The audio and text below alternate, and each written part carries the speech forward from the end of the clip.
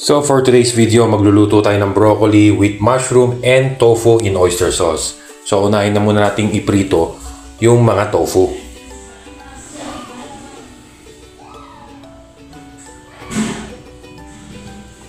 Antayin lang natin ma-brown yung kabilang side. Then after nyan, balik rin natin.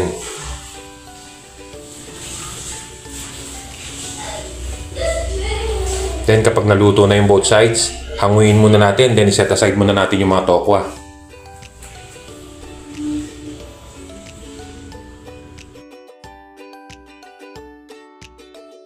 Then sa isang frying pan natin, lagay na rin tayo ng mantika.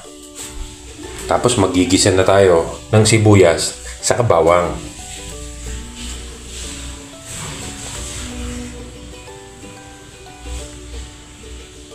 Halu-haluin lang natin hanggang sa medyo mag-brown siya. Tapos lagay na rin natin yung mushroom natin. 100 grams na mushroom na nga lang pala yan.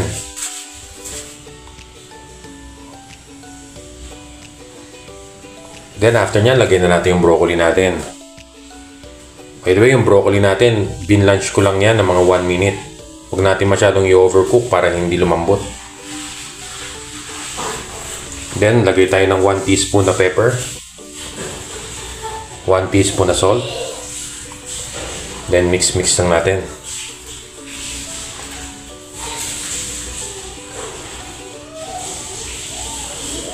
Tapos naglagay na ako ng 2 tablespoon ng oyster sauce. Then mix lang uli natin.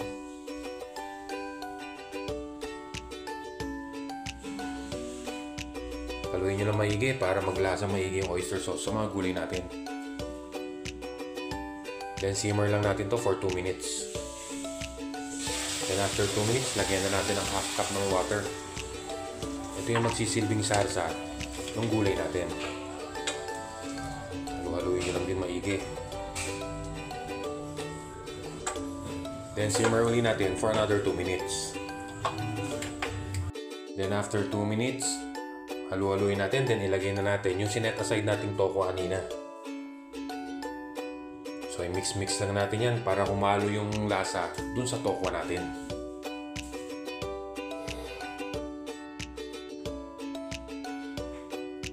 Then simmer uli natin for another 1 minute. And after nyan, lagay na natin yung cornstarch. Ito yung magpapalapot nung sarsa natin. Haluin nyo lang maigi para mag-mix maigi yung lasa dun sa gulay sa tokwa natin.